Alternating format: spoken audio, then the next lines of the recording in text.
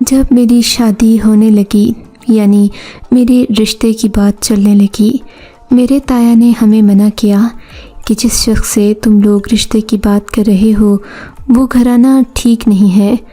ابا نے کہا کہ آپ ہر بار ایسا ہی کہتے ہیں، میری اپنی بیٹی کی عمر نکلتی جا رہی ہے، میں اسے گھر بٹھا کر نہیں رکھ سکتا، سو میں یہ رشتہ اب ہر صورت کروں گا۔ تایا ابا نے ہمیں سمجھایا کہ بیٹی کی عمر جانے کا یہ مطلب نہیں کہ اسے کسی بھی شخص کے ساتھ بیاہ دو اور اس کا کردار بھی نہ دیکھو۔ خیر، ابا نے میری شادی کر دی۔ سب باتوں کو مد نظر رکھتے ہوئے اماں نے مجھے جو نصیحت کی تھی اس میں یہ بات بہت اہم تھی کہ ہر مرد سے میں فاصلے پر رہوں، چاہے وہ میرا دیور ہو یا پھر میرے شوہر کا کوئی دوست یا بھائی وغیرہ، کیونکہ دیور اور بھابھی کا رشتہ آگ کی طرح ہوتا ہے جسے صرف ہوا دینے کی ضرورت ہے۔ اس رشتے کو جتنی زیادہ نزاکت سے رکھا جائے اتنا ہی بہتر ہے۔ میں نے اماں کی بات پلو سے باندھ لی تھی، مگر میں دل ہی دل میں یہ بھی جانتی تھی کہ اماں خاصی تنگ نظر واقع ہوئی ہیں۔ وہ ہر کسی کے بارے میں ایسی ہی باتیں کرتی تھیں، حتیٰ کہ میں اپنے بھائی سے بھی جب زیادہ کھیلتی کودتی تو وہ مجھے منع کرتی، سو مجھے اماں کی باتوں پر زیادہ سنجیدگی سے یقین نہیں تھا۔ میں نے اماں سے کہہ دیا تھا کہ میں ایسا ہی کروں گی جیسا آپ چاہتی ہیں، کیونکہ میرے سسرال میں نہ ہی میری ساس تھی اور نہ ہی نند، بس میرا شوہر اپنے چھوٹے بھائی کے ساتھ رہتا تھا۔ دراصل یہ لوگ گاؤں سے دور شہر میں رہتے تھے۔ بھائی ہاسٹل میں پڑھنے کے لیے جاتا تھا، جبکہ بڑا بھائی یعنی کہ میرے شوہر نوکری کے سلسلے میں شہر میں رہتے تھے، جبکہ شوہر کا باقی خاندان گاؤں میں رہائش پذیر تھا۔ اماں نے اس رشتے کی یہی خوبی دیکھ کر مجھے بیاہ دیا چاہتی ہے کہ سسرال میں زیادہ لوگ اسے تنگ کرنے کے لیے نہ ہوں، جتنے کم لوگ اتنی ہی خوشحال لڑکی اپنی زندگی میں ہو پاتی ہے، مگر ایسا گھر کسی کسی کو ہی ملتا ہے، جبکہ اب میں کہتی ہوں ایسا گھر کوئی نعمت نہیں بلکہ زحمت ہے، کیونکہ ایسے گھر میں عورت کو زیادہ سنبھل کر رہنا پڑتا ہے کہ اس کی مدد کے لیے اور دیکھ بھال کے لیے بھی کوئی دوسرا موجود نہیں ہوتا۔ خیر سے میری زندگی جب شروع ہوئی، میں نے اماں کی نصیحتوں کو پس پشت ڈال دیا تھا، بلکہ شادی کی رات جب میں گھونگھٹ رکھ کے بیٹھی تھی اور اپنے شوہر کا انتظار کر رہی تھی، کمرے کا دروازہ کھلا، ایک 15-16 سالہ نوجوان کمرے میں داخل ہوا۔ نوجوان بہت خوبصورت اور شرارتی سا لگ رہا تھا، مجھے بالکل اپنے چھوٹے بھائی جیسا لگا۔ اسے دیکھتے ہی میں نے اس کو سلام کیا۔ وہ یقیناً مجھ سے ملنے آیا تھا اور شاید میرے شوہر کا کوئی رشتہ دار تھا۔ وہ میرے پاس آ کر بیٹھ گیا، بولا کہ مجھے ایک بھابھی کا شدت سے انتظار تھا، کیونکہ میں اور بھائی یہاں اکیلے رہتے ہیں، ہمارے لیے یہ گھر عورت کے بغیر بہت سنسان اور ویران ہے۔ اپنے دیور کی بات سن کر میں سمجھ گئی تھی کہ شوہر کا اس سے کیا رشتہ ہے، مگر اگلی بات جو اس نے کی وہ مجھے حیران کرنے کے لیے کافی تھی۔ کہنے لگا، آپ میرے بھائی کے ساتھ خوش تو ہیں نا؟ کیا مطلب؟ ظاہر ہے میں خوش ہوں، ایسا گھر قسمت والوں کو ملتا ہے۔ میں نے مسکراتے ہوئے اپنا اصل معنی چھپا کر کہا تھا، یہ بات تو ہے بھابھی، چلے میں آپ کی تصویریں بناتا ہوں۔ میرے دیور نے کہا اور فوراً سے جیب سے موبائل نکال کر میری تصویر بنانے لگا۔ میں اس کی محبت اور مروت دیکھ کر انکار نہیں کر سکی۔ میں نے بھی فوراً کھڑے ہو کر تصویر بنوائی۔ بولا، اب آپ کھڑکی کی طرف جائیں، میں آپ کی اور تصویریں بناتا ہوں۔ اس کی معصومیت پر مجھے ہنسی آ گئی۔ وہ جیسا کہتا گیا میں ویسا ہی کرتی گئی۔ ہم میں کھڑکی کے پاس، دروازے کے پاس کھڑی ہو کر تصویریں بنواتی اور وہ خوش ہو کر تصویریں بناتا جاتا، یہاں تک کہ اس نے 10-20 تصویریں بنا لی تو خوش ہو گیا۔ کہنے لگا، ہم انہیں یادگار کے طور پر سنبھال کر رکھیں گے۔ اس نے مجھ سے ہر طرح کی تصویر بنوا لی تھی۔ میں بھی خوش ہو گئی۔ پھر میرے قریب آ کر بولا، بھابھی آپ کو ایک بات کہوں؟ ہاں کہو، کیا بات ہے؟ میں نے پریشانی سے پوچھا۔ بھائی ہیں تو بہت اچھے، مگر وہ نہ مجھ پر پابندیاں لگاتے ہیں، شک کرتے ہیں، تو آپ انہیں یہ مت بتائیے گا کہ میں نے آپ کی تصویریں بنائی ہیں، ورنہ وہ مجھے ہی گردن سے پکڑیں گے، کہیں گے کہ تم کو میں نے پڑھائی کے لیے یہاں لایا تھا اور تم کن کاموں میں پڑ گئے ہو۔ آپ تو جانتی ہیں بھائی کی شادی کافی لیٹ ہوئی ہے، ایسے لوگ تو ویسے بھی بیوی کے لیے ترسے ہوتے ہیں۔ اس چھوٹے بچے کے منہ سے یہ بات سن کر میرا منہ کھلے کا کھلا رہ گیا۔ یہ تم آصر ایسا نہیں کہتے، بڑوں کے بارے میں تمیز سے بات کرتے ہیں۔ ہاں بابی، میں تو تمیز سے ہی بات کروں گا، مگر ایک بات تو سچ ہے، اس نے دوبارہ کمرے میں موجود کرسی پر بیٹھتے ہوئے کہا۔ سچ تو یہ ہے کہ بھائی کماتے بھی بہت کم ہیں، ہو سکتا ہے وہ آپ کو خوش نہ رکھ پائیں۔ میری نصیحت تو یہی ہے کہ آپ بھائی کے ساتھ ذرا سنبھل کر رہیے گا، ان کو اپنی فرمائشیں بتا کر تنگ مت کیجیے گا، ورنہ ہو سکتا ہے کہ وہ آپ کے لیے زیادہ چیزیں کر نہ پائیں۔ جتنی ہو سکے بچت کرنا، ورنہ میرے بھائی ہاتھ اٹھانے سے بھی باز نہیں آتے۔ ایک بار تو اماں کو بھی خرچے کے لیے ہاتھ اٹھایا تھا۔ میں اپنے دیور کے منہ سے یہ باتیں سن کر بہت پریشان ہو گئی تھی۔ میرا دل بیٹھ گیا۔ سوچا کہ جب چھوٹا بھائی بڑے بھائی کے بارے میں یہ خیالات رکھتا ہے تو اور اس شخص کے کردار کا کیا ہی حال ہوگا۔ میری پریشانی دیکھ کر وہ ہنس کر بولا، لیکن آپ کو فکر، اس گھر میں آپ کا بھائی جیسا دیور بھی ہے، آپ کو جو بھی چیز چاہیے ہو آپ بلا جھجک مجھے کہہ دیجیے گا۔ اس نے بڑے سعادت مندانہ لہجے میں کہا۔ میں بھی خوش ہو گئی۔ چلو ٹھیک ہے، اگر ایسی ہی بات ہے تو مجھے فکر کرنے کی کیا ضرورت ہے۔ ویسے بھی میرا بھائی بہت چھوٹی عمر سے مدرسے پڑھنے چلا گیا تھا، مجھے چھوٹے بھائی کا پیار آج تک دیکھنے کو نہیں ملا تھا۔ میں اپنے دیور سے بہت خوش تھی، ہاں مگر اس کی ہوئی باتیں مجھے تھوڑی عجیب لگی تھیں۔ تھوڑی دیر بعد میرے شوہر آ گئے، انہوں نے بھی اپنے چھوٹے بھائی آصر کا ذکر کیا۔ کہنے لگے وہ بچہ ہے، اگرچہ تھوڑا بگڑا ہوا ہے کیونکہ بچپن میں ہی اماں گزر گئی تھیں، اس کے لیے بہت مشکل ہے، وہ اپنی ماں کے بغیر پلا بڑھا ہے۔ تم اسے ماں جیسا پیار دو گی تو وہ تم سے اچھا سلوک کرے گا، تمہاری ہر بات مانے گا، یوں تمہاری زندگی آسان ہو جائے گی۔ میں بھی خوش تھی کہ چلو کیسا گھر ملا ہے جہاں پیار محبت سے رہنا میرے لیے مشکل نہیں ہوگا، ورنہ تو ساس اور نندوں کے جھرمٹ میں عذاب ہو جاتی ہے۔ میں نے اگلے دن سے اپنے گھر کا کام سنبھال لیا کیونکہ گھر میں کوئی عورت نہیں تھی، سب کی ذمہ داری مجھے ہی اٹھانا تھی۔ شوہر صبح سویرے نوکری پر جاتے، انہوں نے شادی کے لیے 3 دن کی چھٹی لی تھی، مگر وہ صبح ناشتہ کرنے کے عادی تھے۔ وہ صبح جا کر حلوہ پوری لے آئے، مجھے اچھا نہیں لگا، میں نے اپنے ہاتھ سے پراٹھے بنائے تو وہ خوش ہوئے تھے۔ آج سے میری نئی زندگی کا آغاز ہو گیا تھا۔ دن کا وقت تھا، مجھے رات کے کھانے کی تیاری بھی کرنا تھی۔ اماں کے گھر میں بھی میں اسی بات کی عادی تھی کہ کھانا میں وقت سے پہلے بنا لیتی۔ مجھے شام کو بریانی بنانی تھی، یہ میرا پہلا دن تھا۔ میں چاہتی تھی میں اپنے شوہر کے لیے کچھ اچھا پکاؤں جسے کھا کر انہیں بھی معلوم ہو کہ میں کتنی اچھا کھانا پکاتی ہوں۔ میں نے مسالے لینے دیور کو گھر سے باہر بھیجا۔ تھوڑی تگودو کے بعد وہ چلا گیا۔ تھوڑی دیر کے بعد وہ آیا تو آصف چھت پر کسی کام سے گئے تھے، میں کچن میں مصروف تھی۔ باہر آئی تو دیکھا آصر حیران پریشان کھڑا تھا، اس کے چہرے پر پریشانی تھی۔ اس نے ہاتھ میں مسالے پکڑ رکھے تھے مگر چہرہ عجیب سا بکھرا بکھرا لگ رہا تھا، بالوں پر مٹی تھی اور وہ پریشان بھی بلا کا تھا۔ اسے دیکھ کر میں بھی حیران ہو گئی۔ کیا ہوا آصر، تم ایسے کیوں کھڑے ہو، کسی نے کچھ کہا ہے؟ بس بھابھی کیا بتاؤں، وہ سر پکڑ کر بیٹھ گیا۔ بھائی تو اسی لیے مسالے لینے باہر نہیں جاتے کیونکہ انہوں نے ہر دکاندار سے ادھار لے رکھا ہے، اوپر سے ان کی کچھ شہرت ایسی ہے کہ جو بھی دکاندار مجھے دیکھتا ہے یہی کہتا ہے کہ یہ اس لفنگے آصف کا بھائی آیا ہے، اسے کچھ مت دینا، یہ واپس نہیں کرے گا، الٹی سیدھی باتیں کرے گا۔ بس یہی سن کر تو میرا دماغ گھوم جاتا ہے۔ بڑے بھائی ہیں، میں کچھ کہہ بھی نہیں سکتا، خاموش رہتا ہوں کہ کہیں معاملہ بڑھ نہ جائے۔ یہ بات کہہ کر وہ منہ بسورے اندر چلا گیا۔ میں حیران تھی کہ آخر آصف بارے میں کوئی ایسی بات کر بھی کیا سکتا ہے، مگر میں اس گھر میں نئی آئی تھی، آصف تو انہیں بہت عرصے سے جانتا تھا، ہو سکتا ہے کہ یہ سب ناٹک کیا گیا ہو۔ بابا نے تو بتایا تھا کہ آصف ایک اچھی نوکری پر اپنی اچھی تنخواہ سے گزارا کرتے ہیں، جبکہ یہاں کے حالات کچھ اور تھے۔ خیر میں نے سوچا کہ آصر کی باتوں پر یقین کرنے سے بہتر ہے میں رفتہ رفتہ خود ہی اس بات کی تہہ تک پہنچ جاؤں گی۔ اگر تو آصف نے مجھ سے جھوٹ بول کر شادی کی ہے تو میں ان کی باقی باتوں پر بھی یقین نہیں کروں گی۔ ابھی بات آگے نہیں بڑھی تھی، میں طلاق بھی لے سکتی تھی، علیحدگی بھی ہو سکتی تھی۔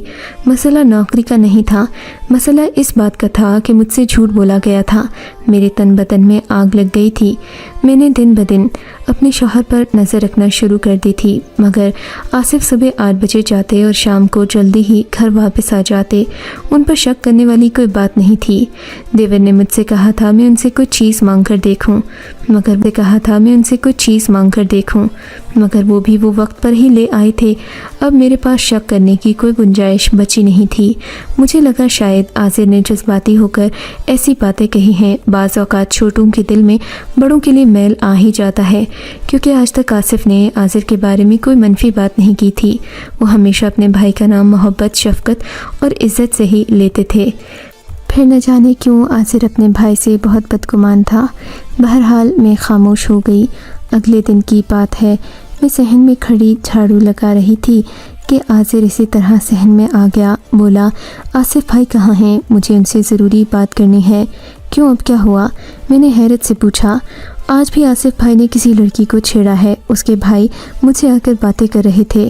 آپ ہی بتائیں بھابھی، میں کہاں جاؤں؟ اس کی یہ بات سن کر میں حیران تھی کہ وہ یہ بات کیوں کر رہا ہے، جبکہ آصف تو پورا دن گھر میں ہی نہیں ہوتے تھے کہ گھر کا دروازہ کھلا اور آصف گھر میں داخل ہوئے۔ کیا بات ہے؟ تم دونوں اتنے پریشان کیوں کھڑے ہو؟ کوئی بات نہیں تھی بھائی، بس ویسے ہی بھابھی سے باتیں کر رہا تھا۔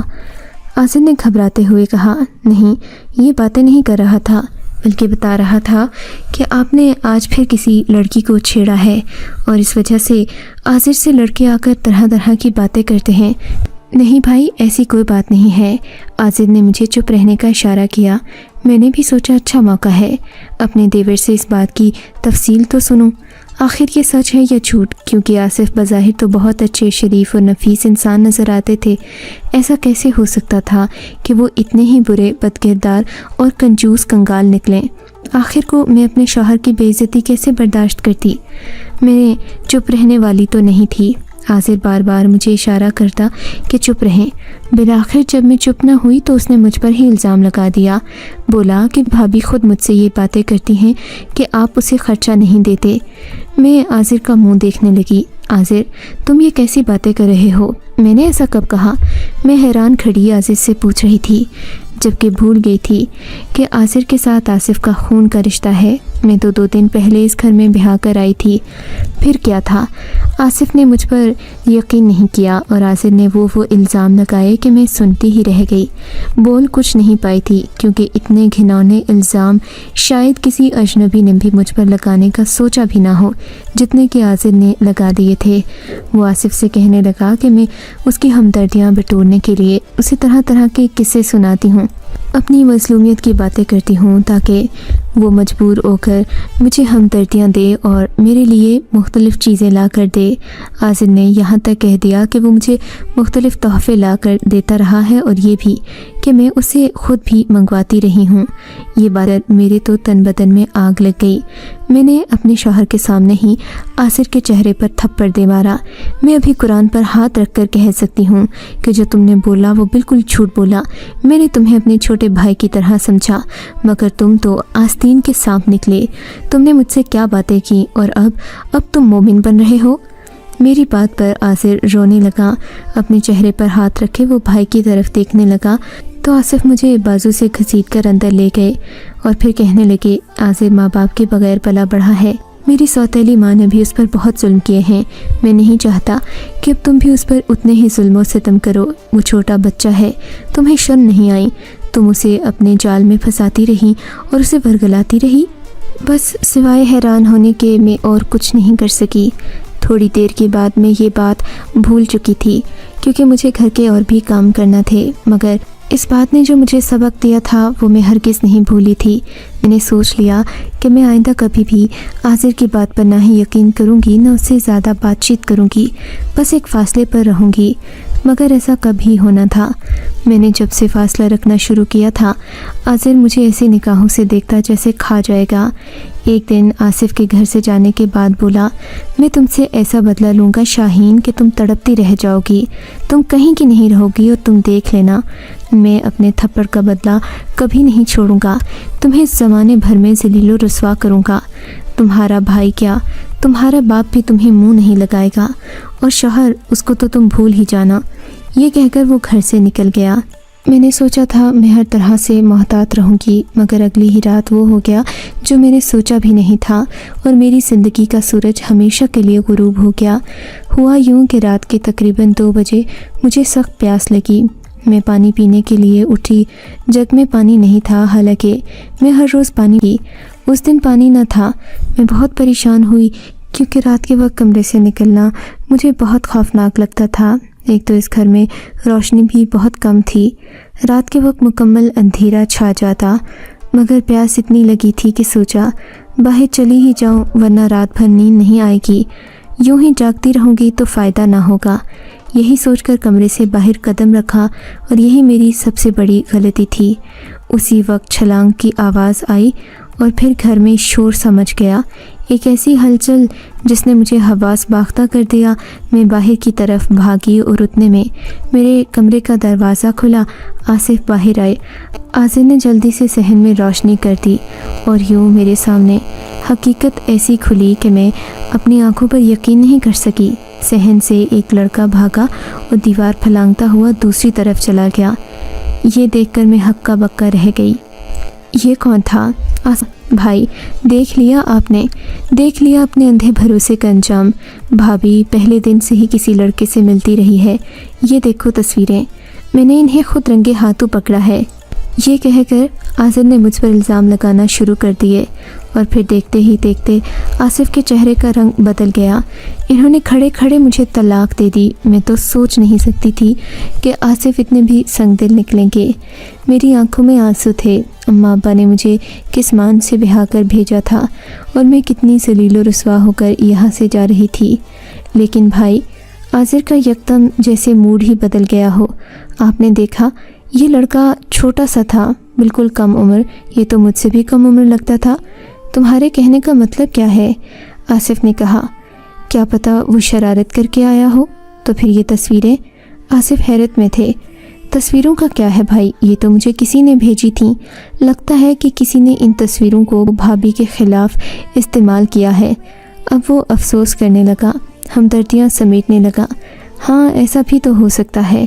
یہ دیکھیں، ہاتھ تو بھابھی سے نہیں ملتے، اس نے کہا اور آصف کو تصویر دکھانے لگا۔ میں حیران تھی کہ آخر اب وہ کیا چاہتا ہے۔ اپنا بوریا بستر باندھنے لگی تھی۔ رات کے وقت گھر سے باہر تو نہیں نکل سکتی تھی، مگر اب اس رشتے میں تو وہ مان نہیں رہا تھا، سو مجھے اپنے باپ کے گھر واپس جانا تھا۔ تبھی آصف آ کر میرے پاس کھڑے ہو کر معافی مانگنے لگے۔ دیکھو، یہ بات ابھی کسی کو نہیں پتا، تم مجھے معاف کر دو، میں زندگی بھر تمہیں خوش رکھوں گا۔ معاف کر دو کہ میں نے تم پر شک کیا۔ اب آپ کو کیسے میرے کردار پر یقین آ گیا؟ میں نے روتے ہوئے پوچھا۔ صرف اس لیے کہ آپ کے بھائی نے میرے کردار کی گواہی دی ہے۔ جب میں چیخ رہی تھی، چلا رہی تھی، تب آپ کہاں تھے؟ تب آپ کو ذرا رحم نہیں آیا، قرآن کی قسم پر بھی یقین نہیں تھا، جو آپ نے مجھ پر اتنا گھنونا شک کیا۔ مگر افسوس اب تو ہمارے ملن کی کوئی راہ باقی نہیں۔ ہم زندگی بھر مل نہیں سکتے۔ اب جو بھی کر لیں، اب ایسا ممکن نہیں ہے۔ ہمارے راستے الگ ہو چکے ہیں، اب ہم ایک دوسرے کے لیے نہیں ہیں۔ میں یہ کہہ کر اندر کمرے میں آئی، تب خدا جانے کیا ہوا۔ آصف آ کر میرے پاؤں پڑ گئے اور بولے، میں نے اس مسئلے کا حل بھی سوچ لیا ہے، بس تم ماں باپ کو یہ بات مت بتاؤ۔ میں تمہیں پوری عزت اور وقار کے ساتھ رکھوں گا، یہاں سے تم مت جانا، ورنہ ہماری زندگیاں کسی اور سمت نکل جائیں گی۔ آصف رونے سے لگے تھے تو مجھے بھی ان پر ترس آ گیا۔ میں نے اپنی عدت وہیں مکمل کی تھی۔ اس کے بعد میرا نکاح آصف سے وقتی طور پر کر دیا گیا، مگر میں کیا جانتی تھی یہ میری زندگی کا تاریک باب ہوگا۔ نکاح کے وقت ہی آصف غائب ہو گیا۔ وہ بس کاغذ پر دستخط کر کے مجھے اپنا بنا کر ہمیشہ کے لیے گھر چھوڑ کر جا چکا تھا۔ گھر چھوڑنے کے ساتھ اس نے ایک خط بھی لکھا تھا، جس میں وہ یہ کہہ رہا تھا کہ اس نے مجھ سے بدلہ لینے کے لیے مجھے انتظار کی سولی پر ہمیشہ کے لیے لٹکا دیا ہے۔ اب وہ گھر واپس نہیں آئے گا۔ اس نے اپنے سارے کاغذات مکمل کر لیے ہیں۔ نوکری کے سلسلے میں وہ دبئی جا رہا ہے۔ وہ مجھے طلاق کبھی نہیں دے گا۔ یہ پڑھ کر میرے تو ہوش ہی اڑ گئے۔ میں انتظار کی سولی پر لٹکنے کے لیے جیسے تیار تو ہو چکی تھی، مگر میرے ہوش و حواس اڑ چکے تھے۔ سمجھ نہیں آتا زندگی میں کیا کروں۔ اس بات کو 2 سال گزر چکے ہیں، ابھی تک میں کشمکش کی صورتحال میں مبتلا ہوں، جبکہ آصف بھی دن رات اللہ سے دعائیں کرتے ہیں کہ یہ معاملہ کسی طرح حل ہو جائے۔ اب آپ ہی بتائیں، ایسی صورتحال میں ایک عورت کو کیا کرنا چاہیے، اور میری جگہ اگر آپ کی بیٹی بہن ہوتی تو آپ کیا کرتے؟